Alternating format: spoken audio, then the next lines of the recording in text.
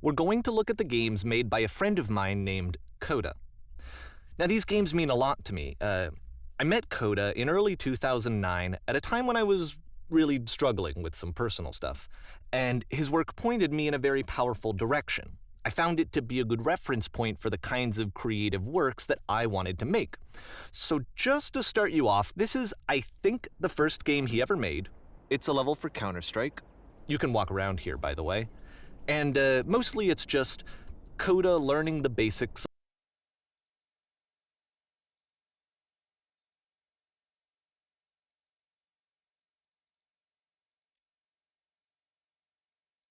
of building a 3D environment.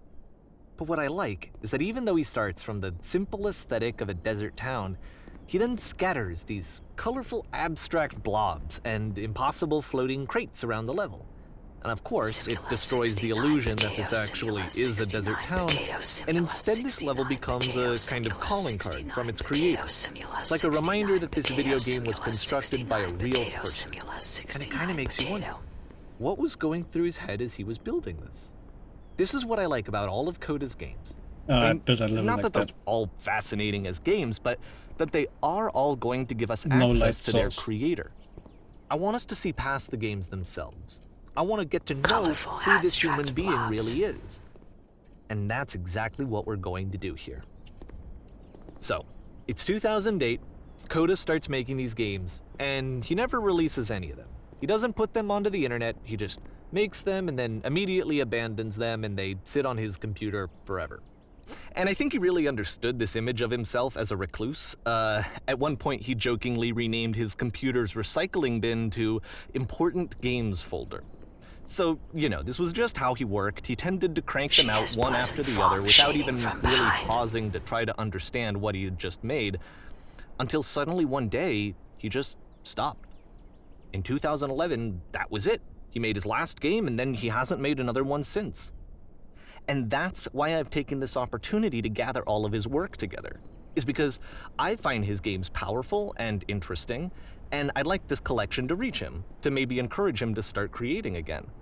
And if the people like you who play this also happen to find his work interesting, then I'm sure it'll just send that much stronger of a message of encouragement to Coda. So thanks for joining me on this. If you have a particular interpretation that I haven't mentioned here, or if you just need to get in touch, you can email me at daveyWreden@gmail.com. Okay, that's about it for introduction. Let's take a look at Coda's first proper game. As each game is loading, I'll show you the date that it was completed. This first one was made in November 2008. Oh, you have about, I think, 300 credits before the ASMR voice stops working, I think. I'm not sure. Go nuts.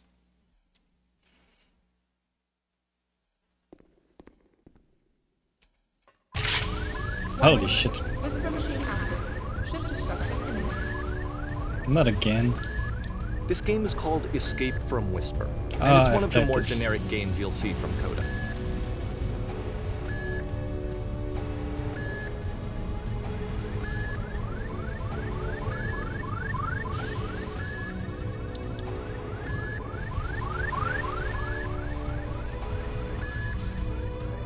Security call breached.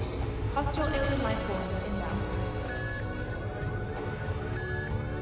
It kinda looks like this game was abandoned mid-development.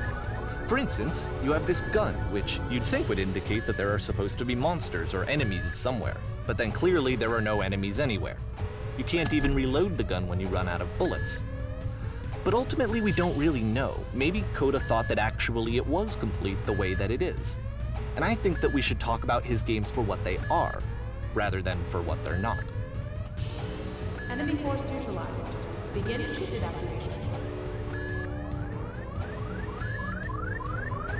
I love how you can see the bottom of the universe from this room.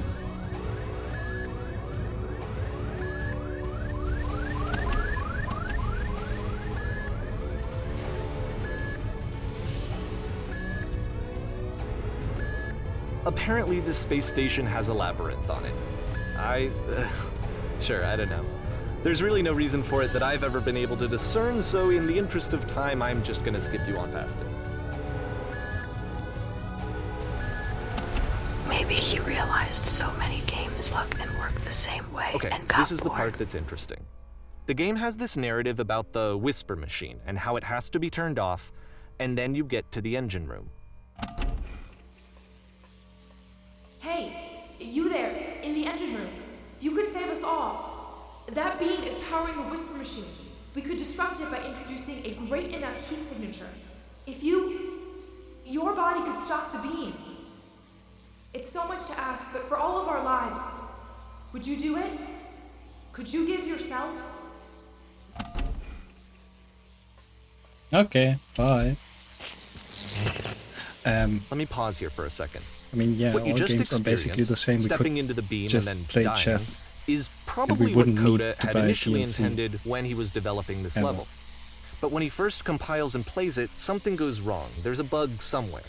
And this is what happens instead.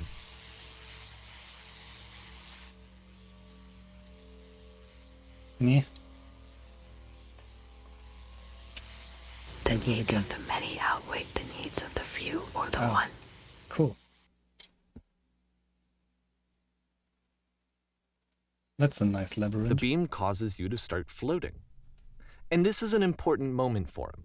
Because yes, this is technically a glitch, but Coda identifies something human about it, like how small it makes you feel in the face of this larger chaotic system.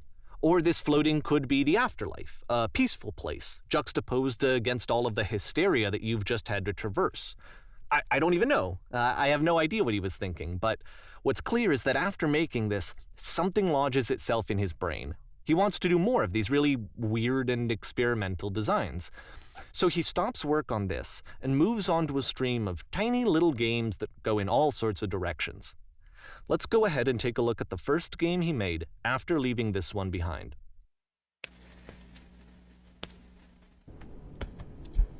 Oh, screensaver. I can't move.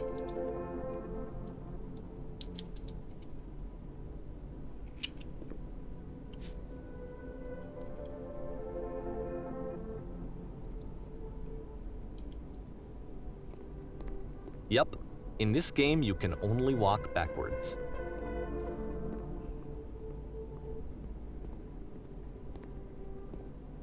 So it's a short and relatively minimalist experiment combining motion and narrative.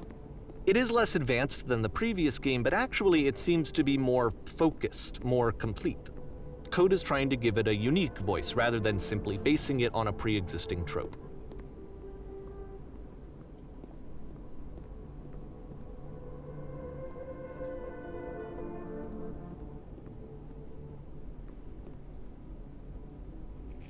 It's a short little thought, it says what it wants to say, and then it ends. Didn't need anything more than that. Which to me is why it works, because it gets out quick. Okay, next one.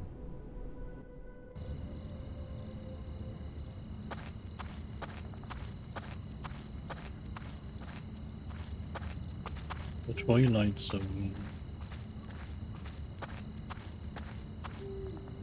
And that's it. Okay, the meaning of this game won't be clear just yet. Please be patient with me for a few more games, and I promise you'll see what makes it interesting. Oftentimes, Coda would put bizarre titles like this one at the start of his games. I wish I'd known him at the time that he was making these early games. He would really only talk to me about his work as he was making it. Once he stopped work on a game, that was it. It was dead to him. And I don't agree with that at all, but what are you gonna do?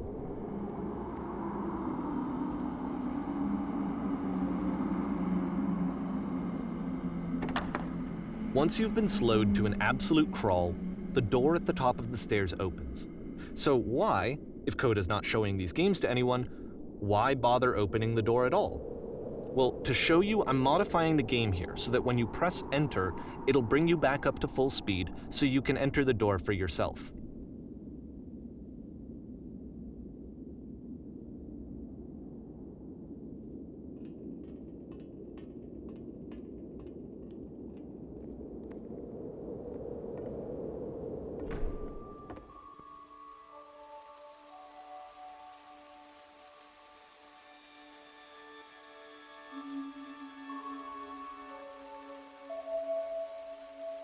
A room that's warm Oops, and stupid nice and filled with little ideas for games.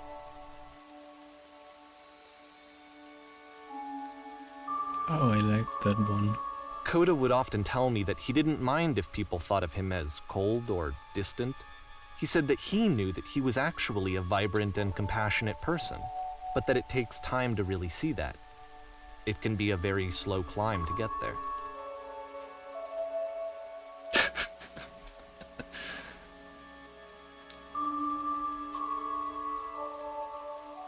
Damn it.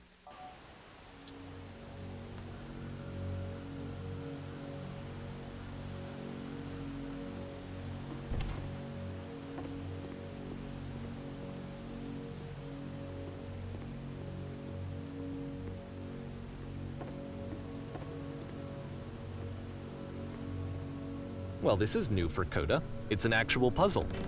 Go ahead and see if you can solve it.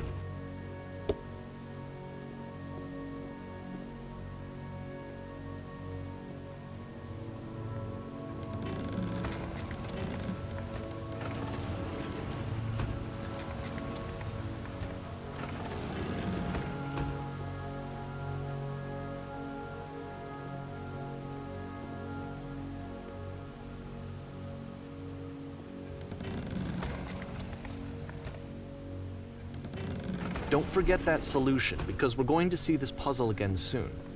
We're going to see it a lot.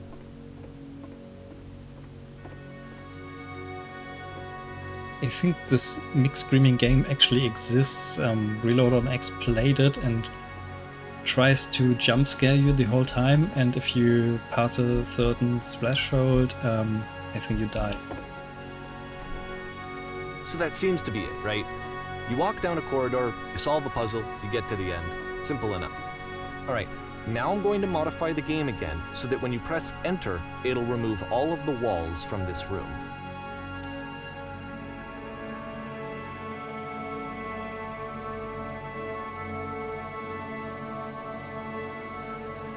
How about that?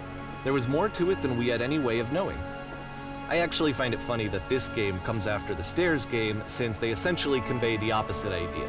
So, in the Stairs game, a dull exterior concealed a rich interior. And then, in this level, a dull interior hides this fantastic outer world.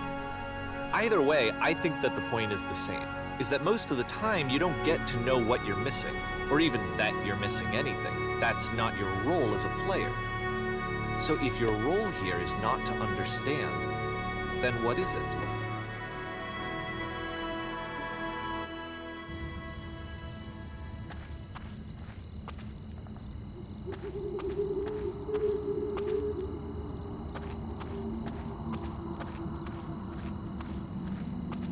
Aha! So this, combined with the entering game from earlier, tells us that Coda believes his games are connected somehow. It could even be that the Stairs game and the puzzle game are literally connected in between this and the entering game.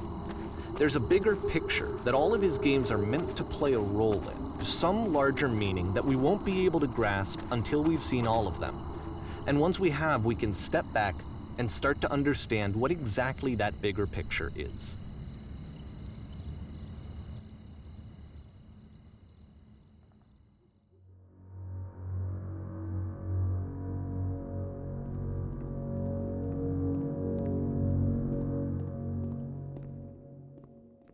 Let's talk about video game development for a second. Every video game runs on what's called an engine, which determines what the game can and cannot do. So in other words, the engine is a set of tools for game development. To make all of these games, Coda is using an engine called Source. Like all engines, Source has certain things that it does well, and it has certain things that it does poorly. One of the things that it does very well is boxy linear corridors. That's why so many of Coda's games are set in these large, flat, empty rooms, is just because he's working with what the engine does well. The tools available to the creator shape what kinds of creative work they're going to end up making. You might consider paying attention to the architecture in Coda's games, to notice how they seem to stem from an engine that's very good at producing linear, boxy corridors.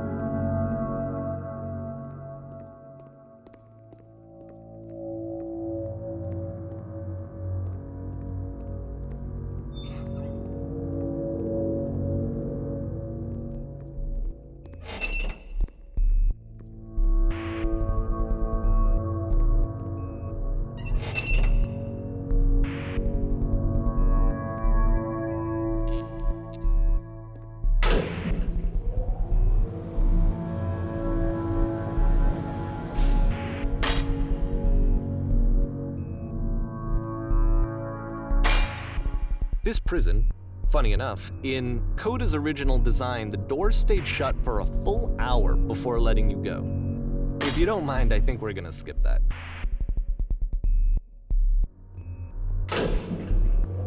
This is something that he and I used to argue about a lot. You know, whether a game ought to actually be playable, whether it means anything if no one can get through it.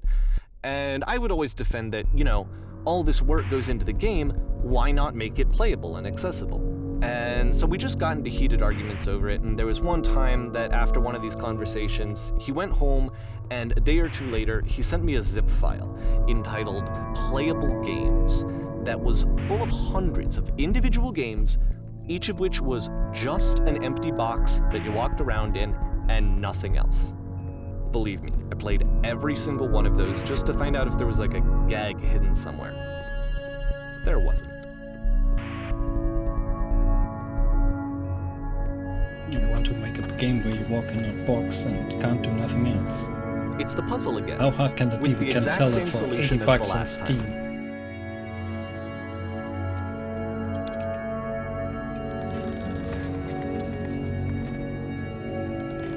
There's still no clear indication of what makes this puzzle so special that Coda is going to return to it over and over. But I promise I'll share with you my interpretation very shortly. Because he knows how it works. And you can just copy-paste it.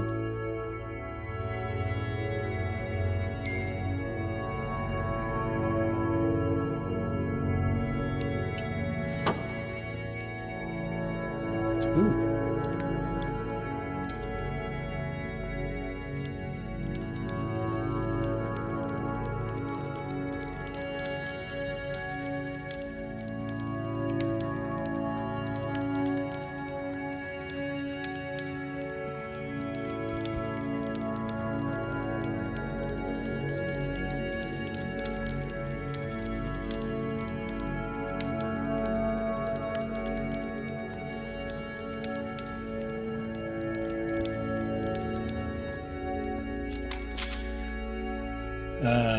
Here, Coda begins using a kind of dialogue system that he fashioned out of the engine's chat capabilities. Use the 1, 2, 3 buttons on your keyboard to respond.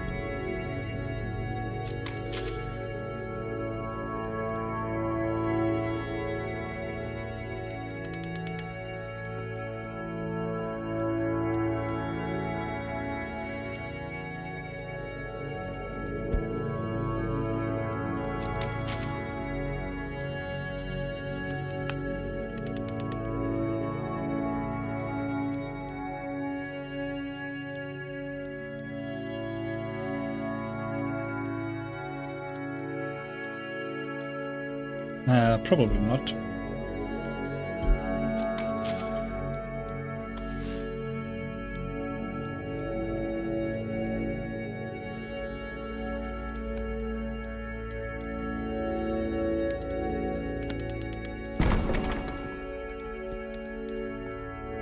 Okay, fine.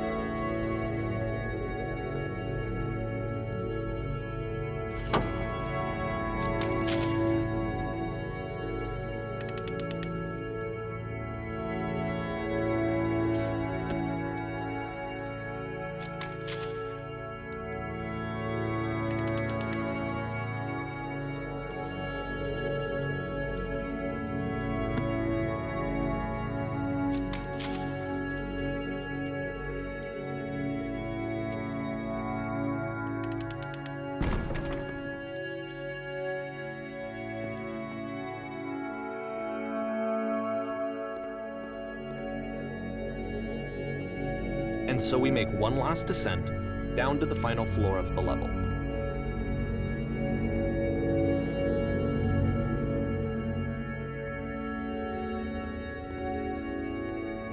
This is so meta.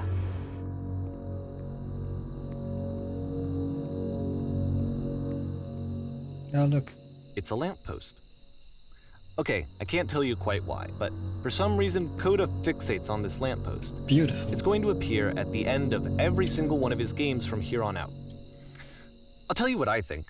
I think that up to this point, he's been making really strange and abstract games with no clear purpose, and maybe you can only float around in that headspace for so long. Because now he wants something to hold on to. He wants a reference point. He wants the work to be leading to something. He wants a destination, which is what this lamppost is. It's a destination.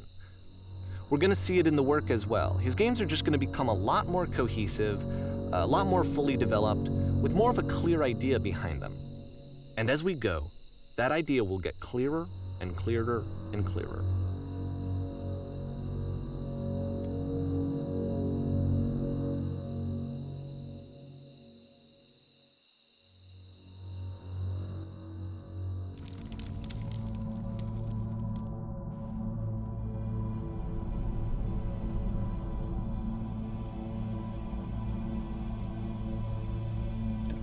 Damn, he made Dark Souls.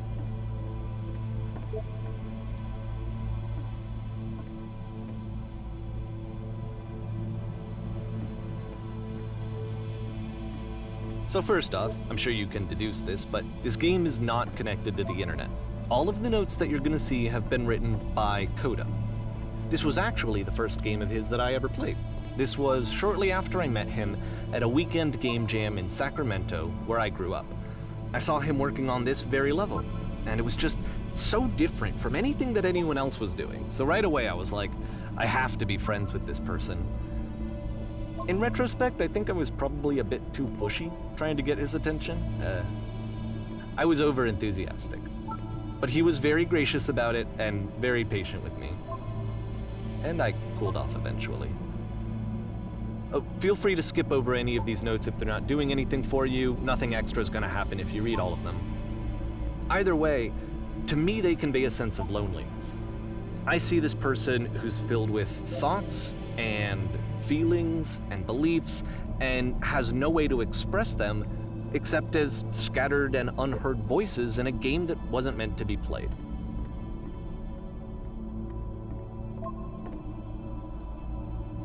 But it's ironic, isn't it, that in playing this game and seeing how alone Coda often felt, that we get to know him better and actually kind of connect with him. And I have to be honest with you, this idea is really seductive to me, that I could just play someone's game and see the voices in their head and get to know them better and have to do less of the messy in-person socializing. I could just get to know you through your work. I think this is why I always liked Coda's games so much, is because it felt like they let me have that connection. I felt as though he was inviting me personally into his world. And then I feel less lonely too.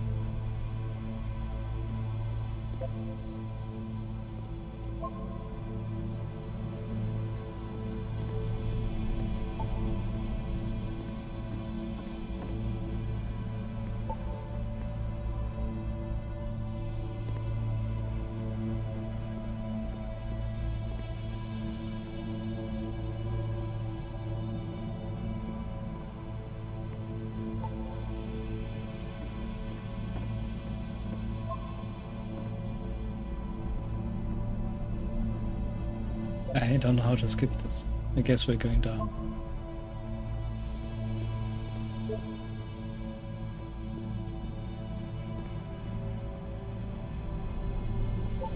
At the end of this level, we're going to see the puzzle again. And here, I'll tell you what I think the puzzle means. Each of these games represents an idea that was on Coda's mind at the time that he was making it. And the puzzle is a way of closing the door on a previous chapter of his life before moving on to the next one. In each of his games, after exploring a theme that, he might find difficult, Coda can then place this puzzle that he knows has a reliable solution. He understands exactly how it works, and so it gives him a simple mechanism for moving on.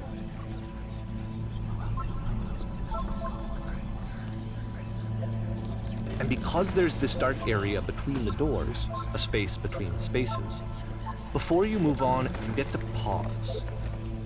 Just for a moment, a few seconds to reflect on and let go of the events that led you here, to step back and connect the pieces together, to grasp at that elusive bigger picture.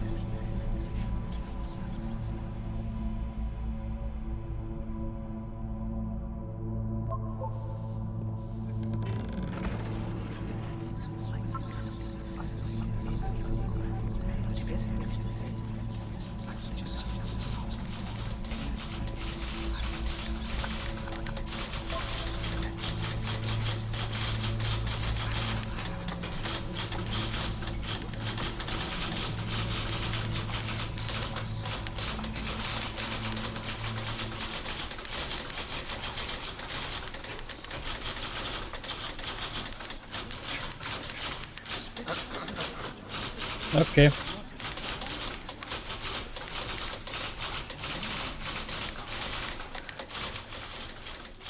That's a lot of typewriters. Oh, okay, this one is tough. I could do that. It's gonna kind of just spin its own wheels for a few minutes. Hang with it. Hitman.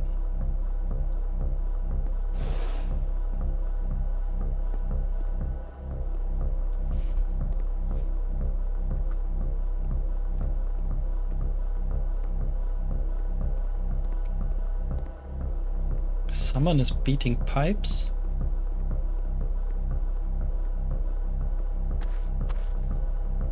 See, this is it, the whole game. And there's nothing that's particularly interesting about it. You just walk to the end of a hallway. Except, for some reason, Coda gets really fixated on this prison that has all of this modern furniture. And I don't know why, but he decides he needs to revisit this prison. He's gonna start over, use the same assets, turn it into something else. Okay, cool, here's version 2.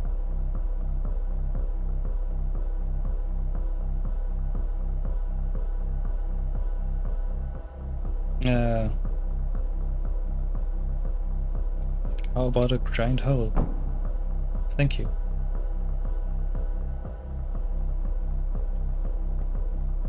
Um, 10 stoves. Intriguing. I'm in. Can sell those.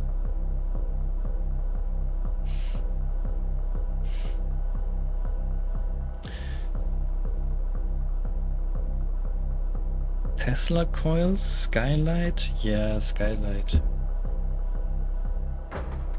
Perfect. I think we're done here. We can sell this at, I don't know, $1 million.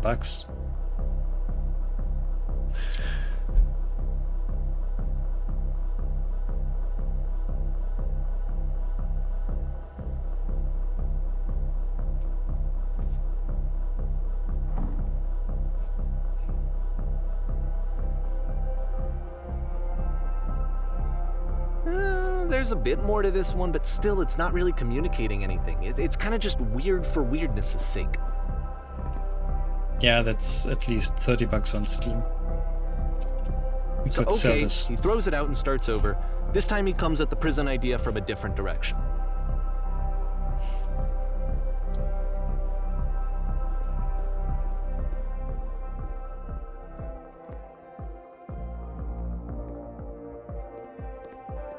Remembering stuff is not my best ability, yeah.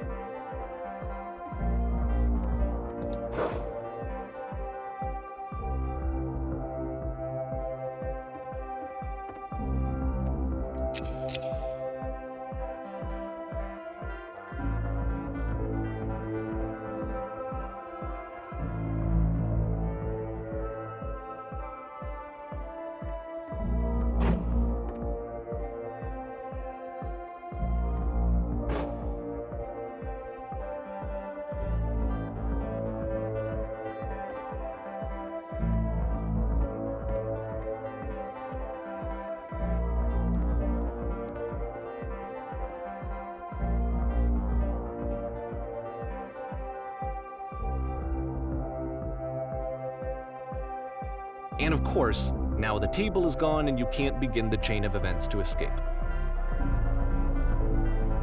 Here's a version where there are no bars, but you can't actually get to the well.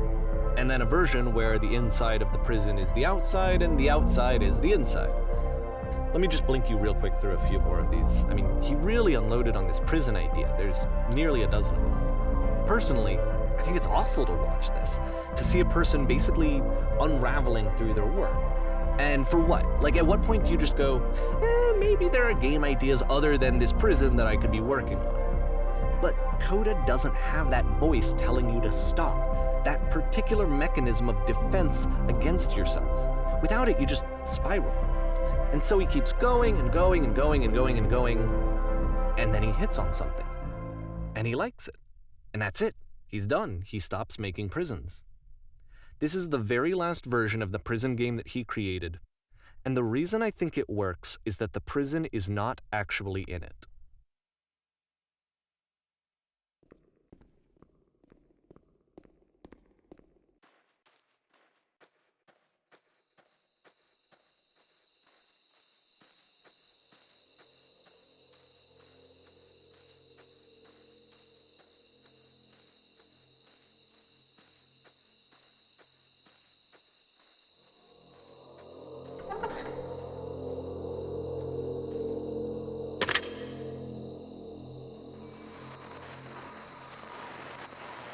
Hello? Who this new phone?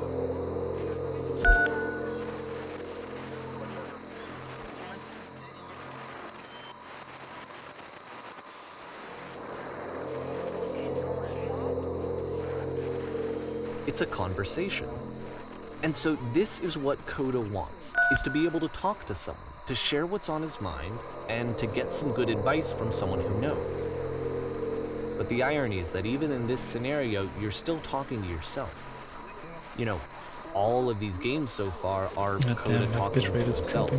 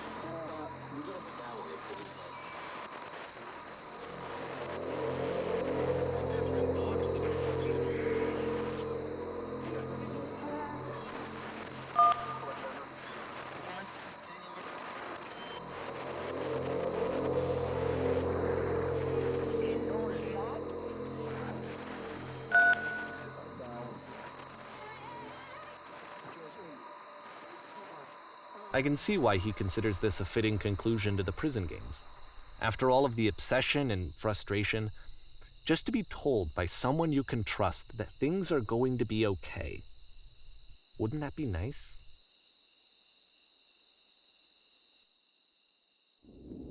So what would it look like if Coda wanted to make a game about talking to someone other than himself? Not sure if my power will stay on. The wind outside sounds a little intense.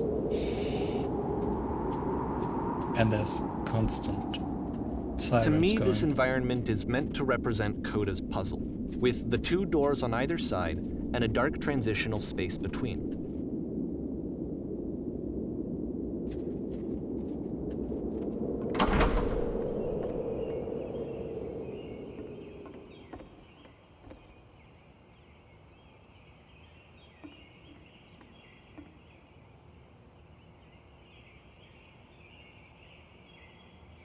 you'll notice that the quality of the art is a step up from previous games, including this new and improved chat system, which he started using from this point on.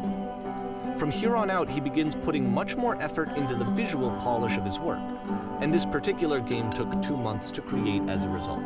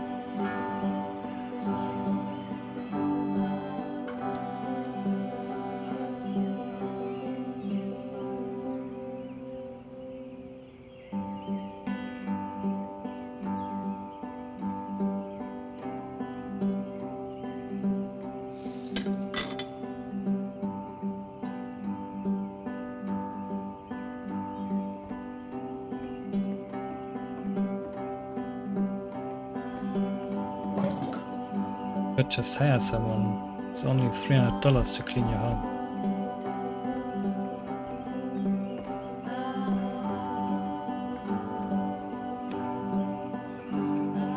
Bedroom. God, this is a messy house.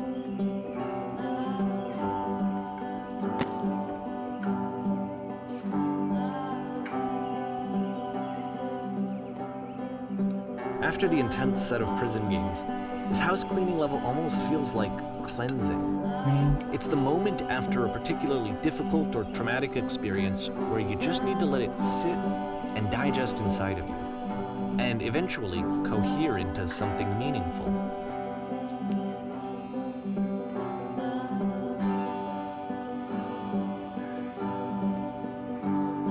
I know that Coda really liked this game. Of all of his work, actually, this was the only one that he called me up to ask me to come over and look at it. This was during a period of a few months where he was like grossly happy all the time, just walked around with a constant smile on his face.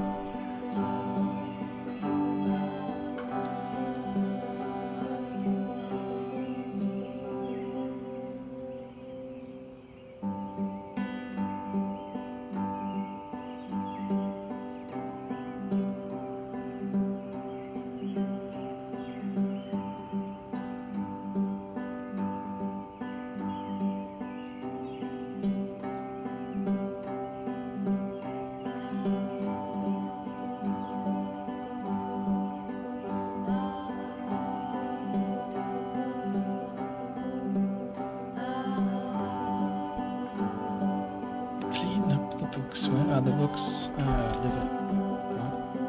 Bedroom. It really bothers me that I can't clean these papers.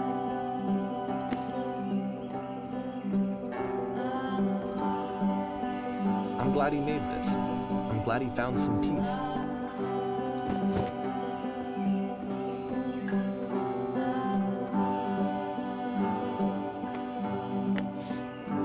But, of course, it can't last. The music stops, your companion is gone, it's time to leave. The door at the top of the hill is now open as well. Again, you can't stay in the dark space for too long. You just can't. You have to keep moving. It's how you stay alive.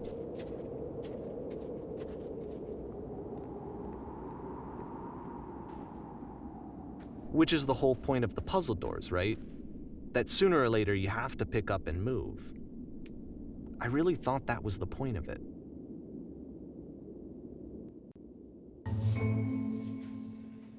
This one gets a bit goofy. Ooh, are we house flipping? No.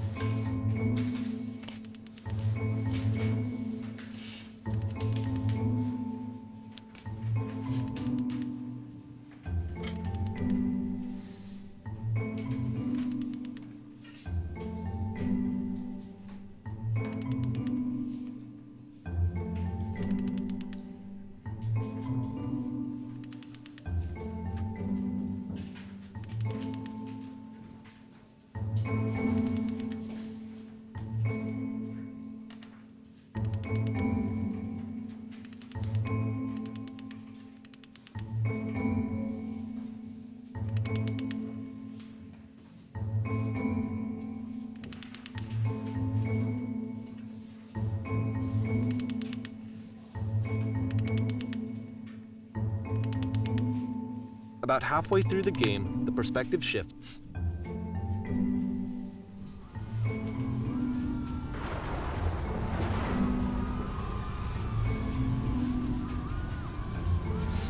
And you play as the teacher. Suddenly, you discover that your teacher is just as bigoted and afraid as you are. Oh, and also you can move around the classroom now. Ooh.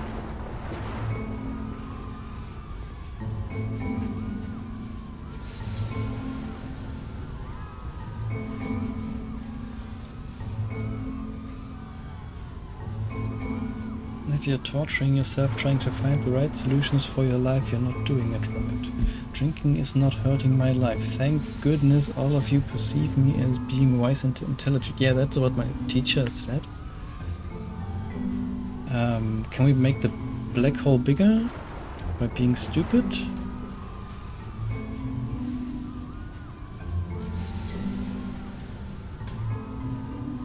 Yeah, simple path.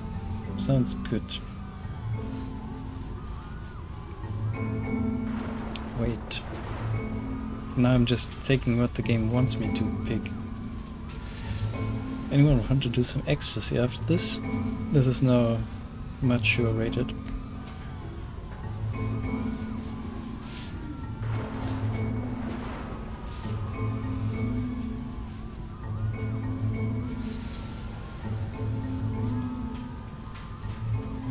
I felt pretty hard for this one. I feel like it's one of the most relatable experiences that you can have. To assume that some other person is perfect and totally fulfilled in every way, and completely miss all of the little flaws that make them painfully human. I think about this game a lot these days.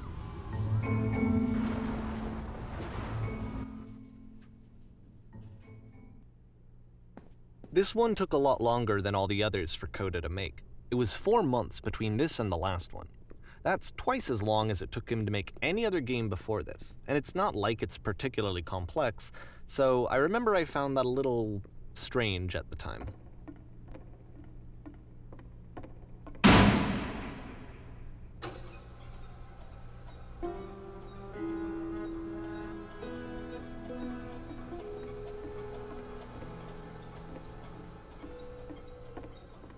Where are we going? Damn it.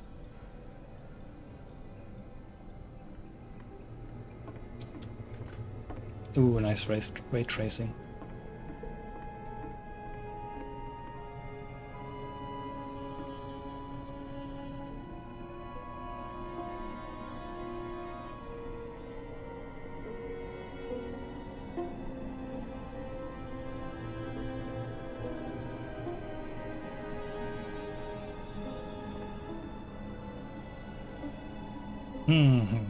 Hello.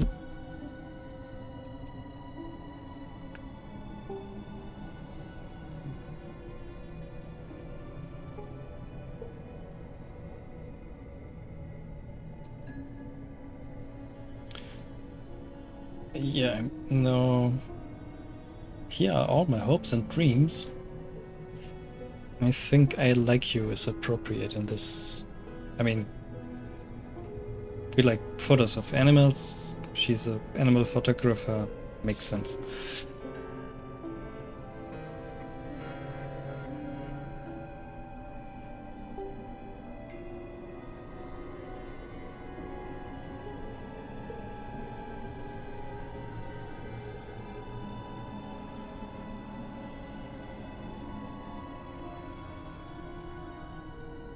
Okay, so the cones are people nearby, and now we talk to them, or... Hi.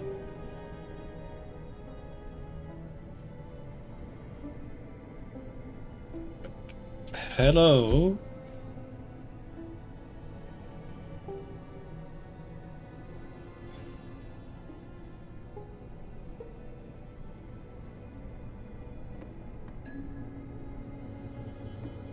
Hello.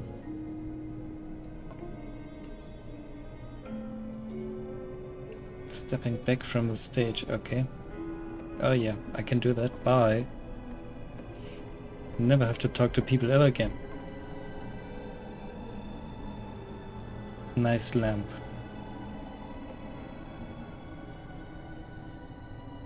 You know what?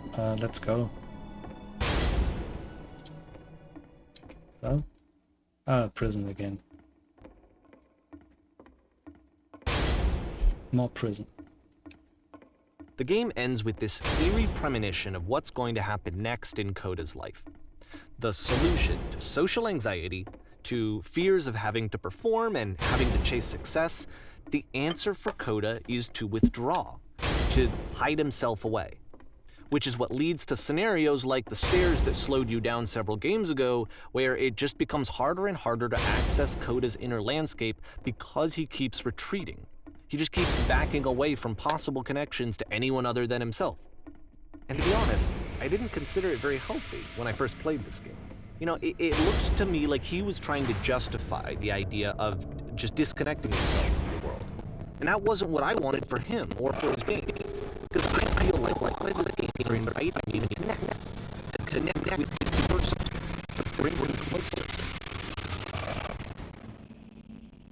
But what can you do? After this, Coda went off and took another 5 months to make a new game.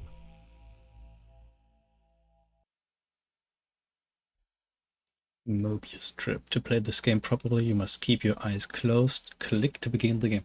Okay, I'm closing my eyes.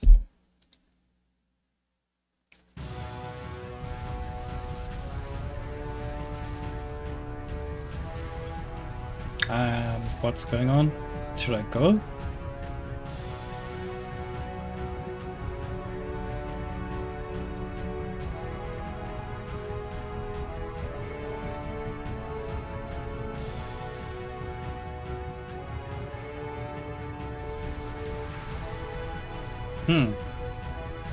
I know there's something light and something dark. Did I die? So go to the light. You should probably open your eyes if you haven't already. It's pretty much impossible to solve otherwise. And there is a solution, by the way.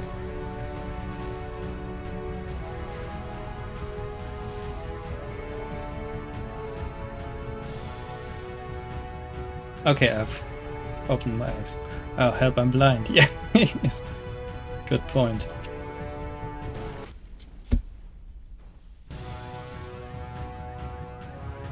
Hello?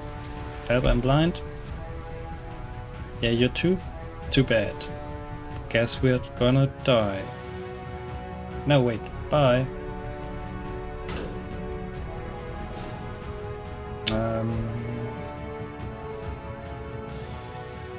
Only way to something is I can't keep making these.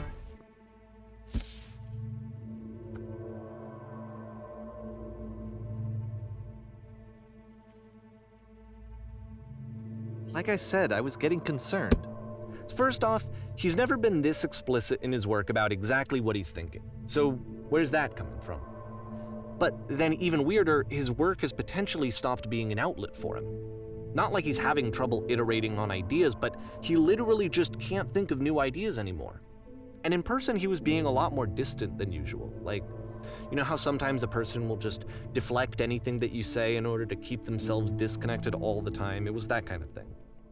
Here was the point in my relationship with Coda where I really started to wonder if he needed my help in some way.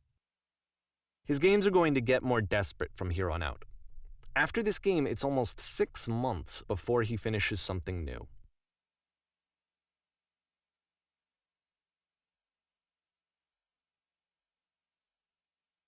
Hello? Grimy, is that you?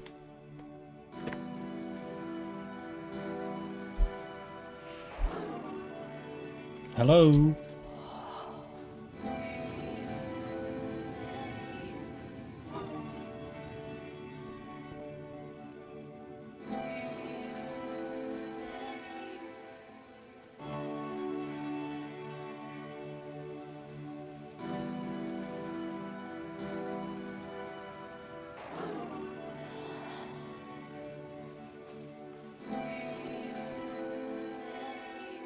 Oh no.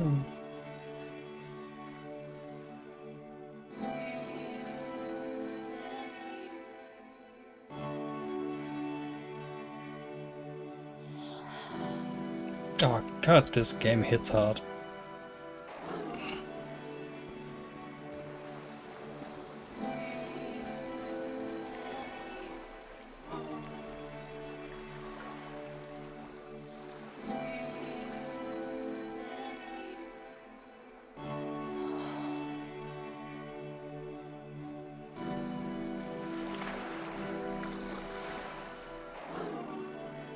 If the last game featured Coda talking explicitly about his creative frustrations, this one turns it up to 11. Now, put yourself in my shoes playing this. Here's a friend whose work is exhibiting signs of struggle, frustration, anxiety, depression even, and yet still he keeps making games. He keeps throwing himself into the grinder even when he clearly doesn't have the energy for it anymore. Why? What is it for?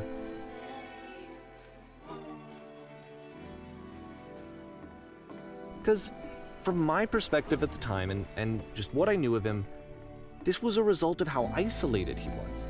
He was in his own little bubble, just sitting at his computer all day, not really showing these games to anyone, not releasing them onto the internet, and so he didn't have anyone outside of himself to connect with.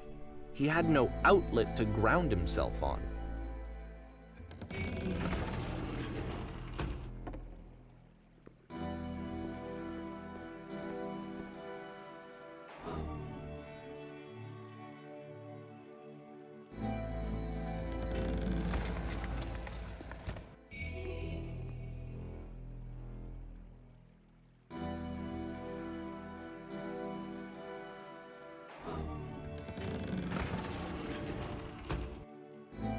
You can't talk yourself out of loneliness. It doesn't work that way. You can't be the one writing both the questions and the answers. Then there's no movement. Then there's no circulation. If all of your anxieties are being channeled into your work, then if the work ever fails, you have no backup and you're just going to crash.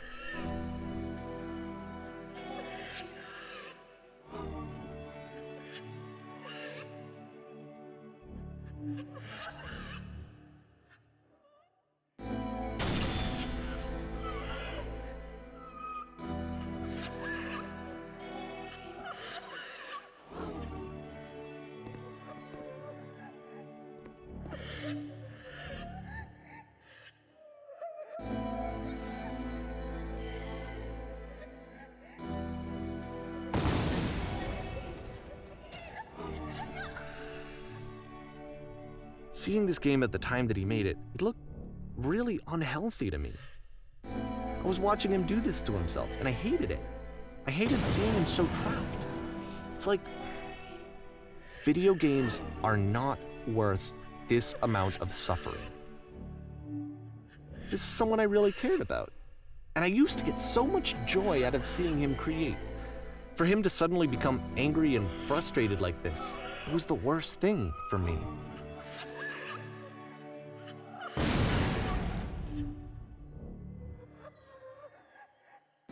I don't know.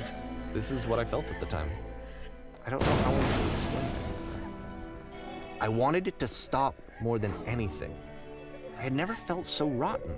I needed more than I had ever needed anything for this to stop. But it didn't stop.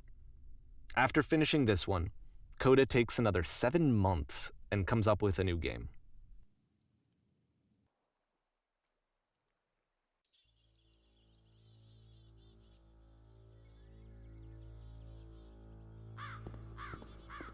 Hello.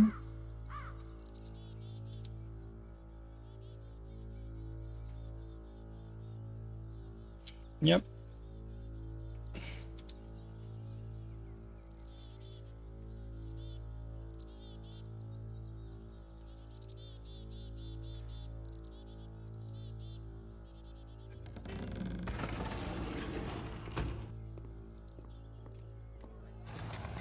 Guten Tag.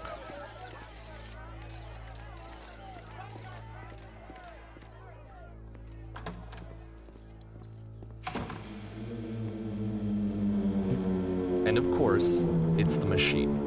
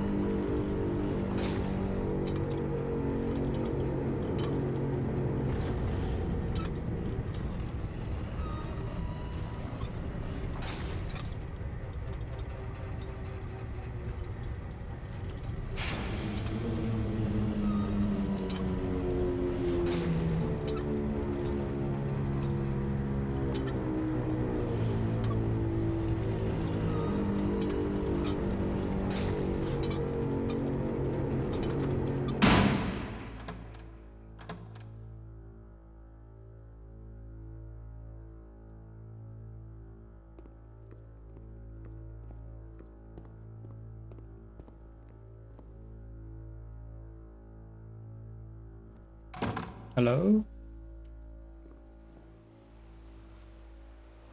Friends?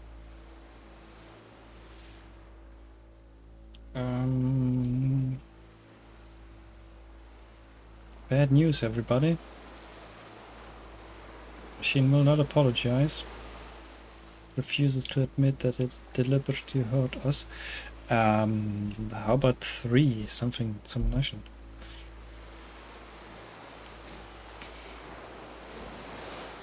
But it's not important, we're stronger than it thinks we are. Let us pay it retribution? No. Let us show it that we are not failures. Yeah, maybe that one. Yeah, destroy the machine. No. Oh, destroy everything it created or the machine? I don't know. Is it fair that we destroy stuff it created? I guess we have to kill it then. Is anybody agree? Can I just walk away? Okay, just the machine, I guess. Start a new engine. Source engine is dead. We're using Godot now.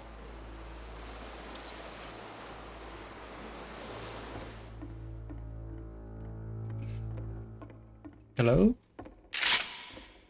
Ah, that's not good.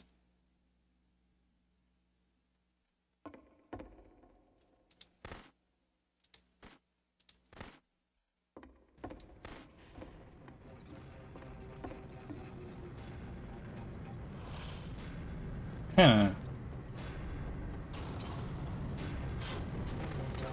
Guess we don't have another choice. That's kind of satisfying, actually. So now the work is becoming self-destructive. And I'll tell you, at the time that I first played this game, shortly after he made it, here's what I'm thinking to myself. I'm thinking that Code is stuck in his own head, and that it's having a very negative effect on him, and that all he needs to do is just start showing his work to people, to get some actual feedback on his games. It might get him out of isolation. So, as I'm thinking this, I realize that I could be the one to initiate it. Because it would never occur to Coda to start actively soliciting feedback, so what if I did it for him? If he could see the difference it would make to have more actual conversations with other human beings, would that bring him out of his mental spiral? Would it give him confidence in himself? Would it bring meaning back into his work?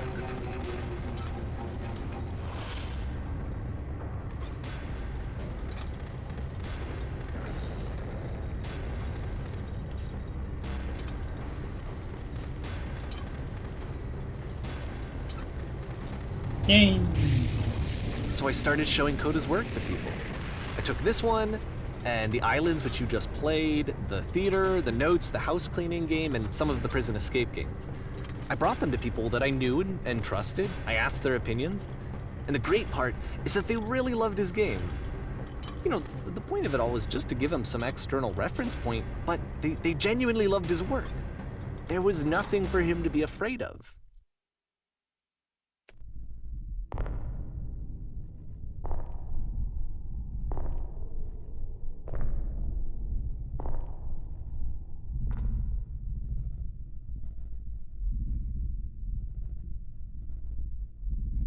Yeah, okay. How? Shift, Control, Alt,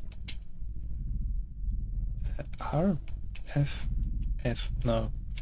Can you see why I felt like this was the right thing to do?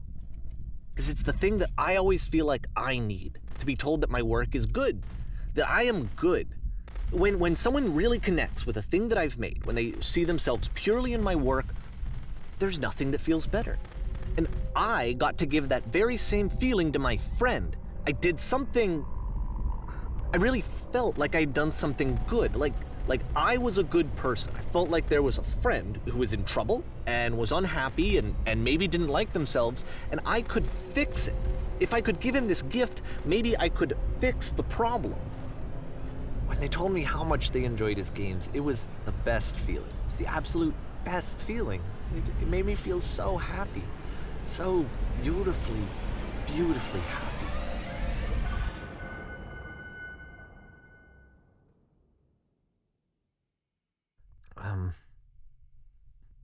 So anyway, Coda finishes this game, and then really he just kind of takes off for a while. So this is June of 2011, and I didn't hear anything from him for several weeks, I guess. And so out of nowhere, one day I get an email, and it's got a private link to a new game of Coda's. This one is called The Tower, and to my knowledge, it's the last game that Coda ever made. So let's take a look.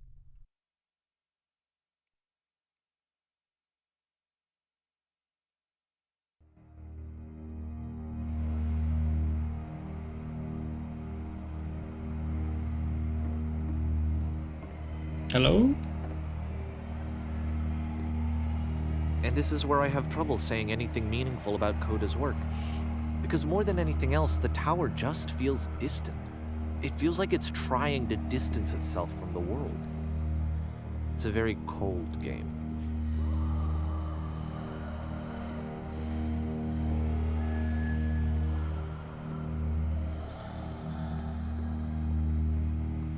Hello?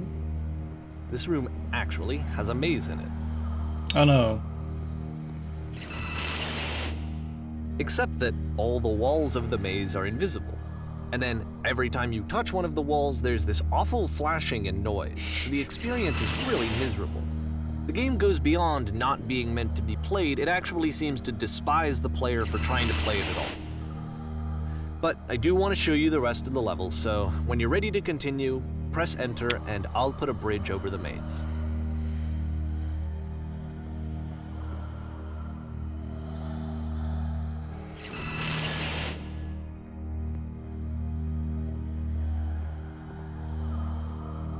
I think I have the ominous hum in one of the Humble Bundle sounds, but I don't think I have the Wailing Women. And to be fair, it's not like this is the first game that's needed some modification to be playable. Like the house cleaning game. You know, that one used to actually loop the cleaning chores and you just cleaned a house forever. I had to cut it off so that you could exit the house and the game would actually end. But that game had an idea that it was actually trying to communicate. What's the deeper idea behind the invisible maze? The only way past this challenge is to randomly guess the 6-digit code. Like the invisible maze, it's frustrating to me, because it's the opposite of everything else that Coda has made. It doesn't encourage thought or engagement. It doesn't ask anything of me, except a lot of my time. If I could have reached him during this time, then maybe I could have asked him, but I couldn't. I still don't really understand why this is here. I'll put the code on the ground for you here, though, so that we can move on.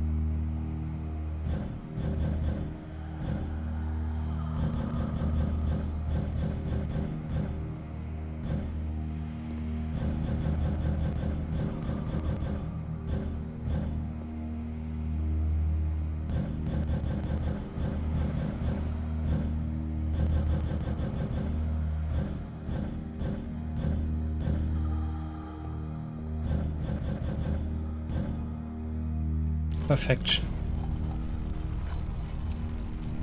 Yeah, but a very secure briefcase.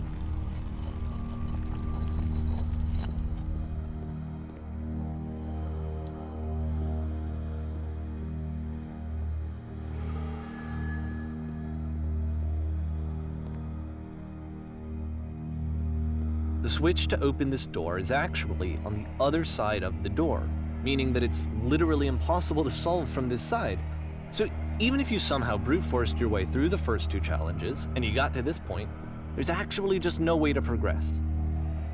And it's scary for me, the idea of Coda cutting himself off entirely, just saying, you know, that's it, that's the end of the conversation, not giving me any way to fix the problem. I feel like a failure, I guess, when I can't fix the problem. But I can open this door for you, so let me do that. I guess we end up cleaning a house. For not understanding this game? I mean, I don't know why I would be. It's not like everything needs to have a solution, but I feel it somehow. I feel like I failed, and I don't understand why. I remember, it's June of 2011. I'm playing this for the very first time, and as I'm playing, I'm thinking to myself, I don't know this person. I have no idea who this person is. It wasn't the guy I knew, it wasn't my friend. I had come to so many conclusions from looking at all of his work up to this point, and then suddenly none of them... I had been trying to, though. That was the thing. For years I was trying to get to know him, to understand who he actually was and what he stood for. I asked him so many times to please just tell me what his games mean to him. I asked him please to tell me what the 3 dots mean. And he wouldn't.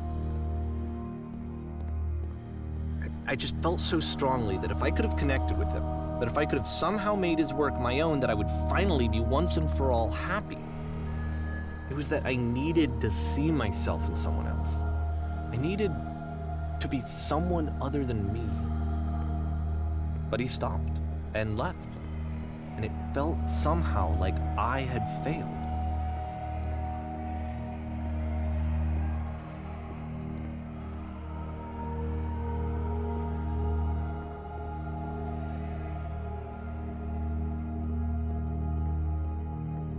Where did I screw up?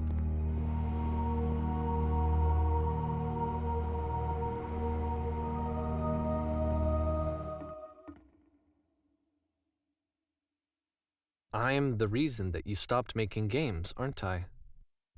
It's because of what I did. I poisoned it for you.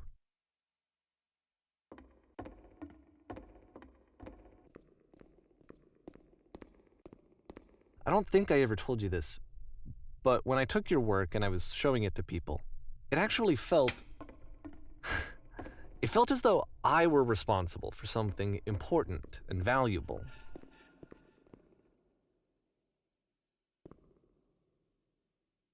And the people who played them, they treated me like I was important. They really listened and cared about what I had to say. Even though I was showing your work, I felt good about myself. Finally. For a moment, while I had that, I liked myself. And then you stopped, and I didn't have anything left to show people. I just had to be with myself. And as soon as that happened, there was no feeling at all. Nothing. Less than nothing. What does that mean?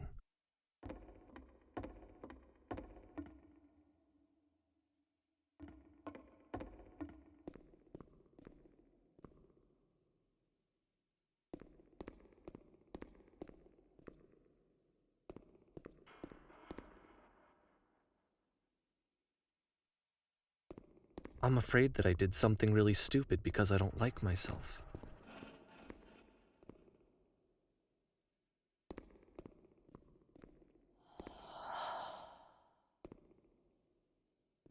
That's why I'm releasing this collection of your work, is because I haven't been able to find any other way to reach you. I've tried everything. And so a part of me has hope that if I put this compilation out into the world, and if I put my name on it, that maybe enough people will play it so that it'll find its way to you, so that I can tell you that I'm sorry. I know I screwed up. I think we're talking to yourself. I apologize to you, truly and deeply. Are we, Coda? Will you start making games again? Please, I need to feel okay with myself again. And I always felt okay as long as I had your work to see myself in. I mean, is something wrong with me? No, the flow has always been like that. I know in this that I did room. an awful thing, and I'm doing it But again usually right the now. walls Like would be I'm black. showing people your work, but I can't stop myself from doing it. That's how badly I need to feel something again, like I'm an addict. There has to be something wrong with me. Can I apologize? What if I tell you I was wrong? Will that work? Will that fix it? I don't know. I don't think it will, but there's nothing else that I can do. Just tell me what you want. I'm sorry. I'm sorry. Please, start making games again. Please help me. Please give me some of whatever it is that makes you complete. I want whatever that wholeness is that you just summoned out of nothing and you put into your work. You were complete in some way that I never was. And I want to know I want to know how to be a good person. I want to know how not to hate myself. Please. I'm fading, and all I want is to know that I'm going to be okay.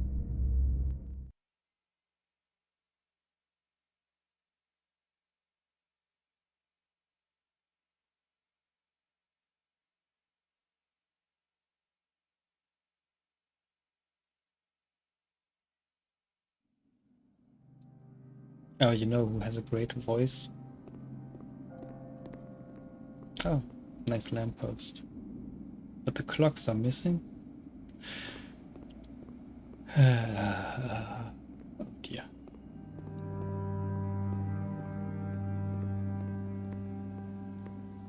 More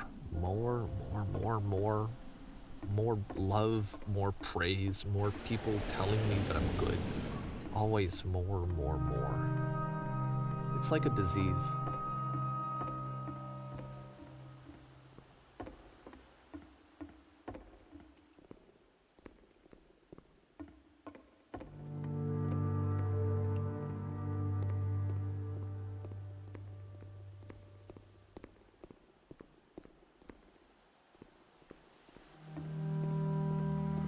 Hello?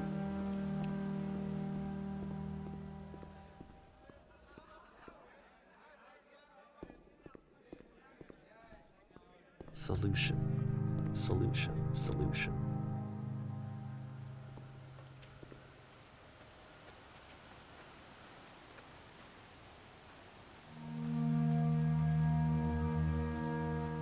I guess if someone had told me ahead of time that he just really enjoyed making prison games, maybe I wouldn't have thought he was so desperate. I wouldn't have told so many people that he was depressed. Maybe he just likes making prisons.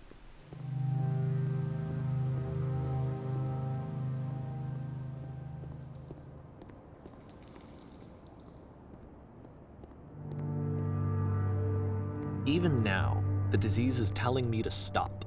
Don't show people what a shitty person you are. They'll hate you.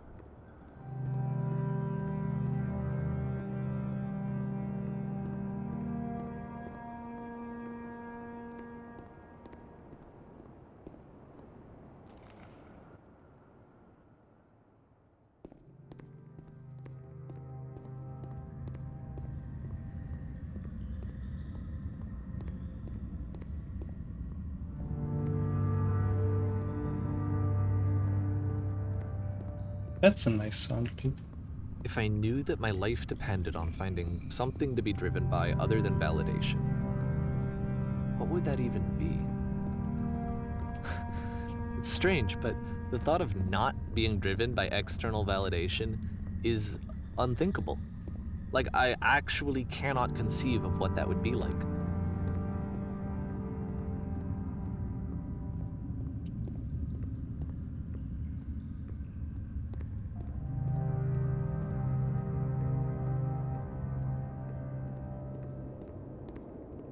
What now?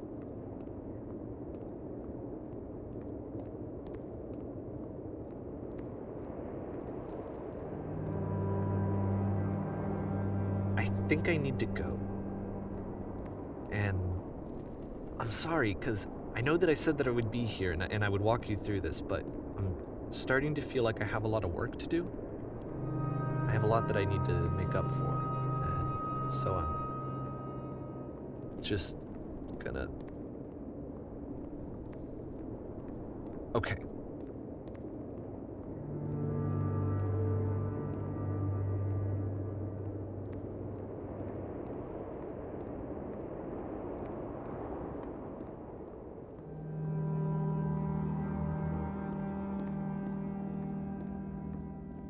Yeah, good old Source engine.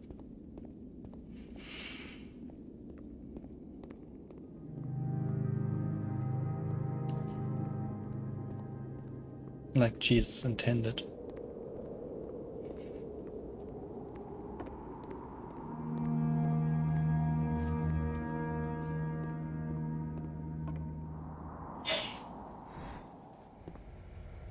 Damn it.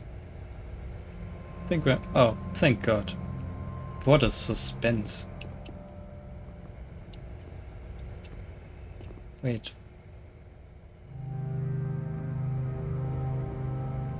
Can we just stay and ride up? Or if I miss it, will it stop?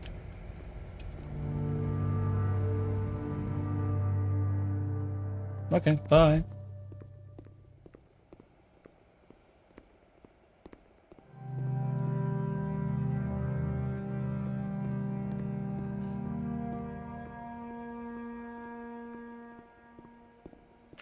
have so many bird sounds.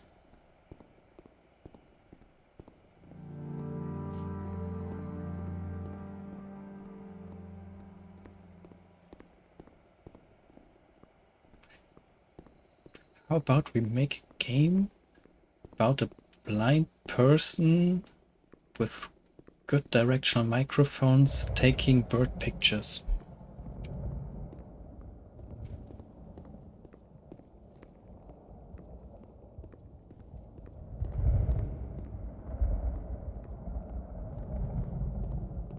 Oh, I know that one. Can just walk into it and then we will warp through the ceiling.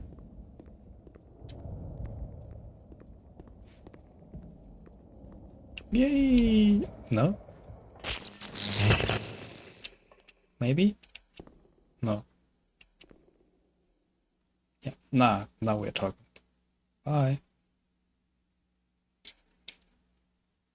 That's a lot of maze.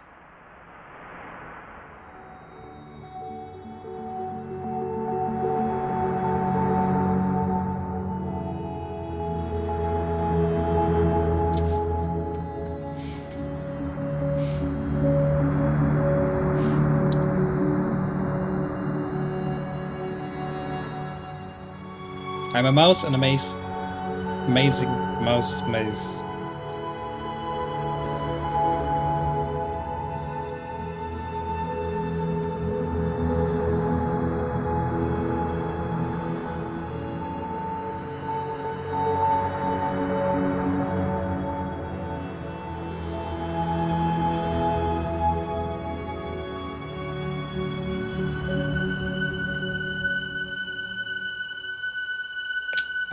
I'm getting kind of dizzy.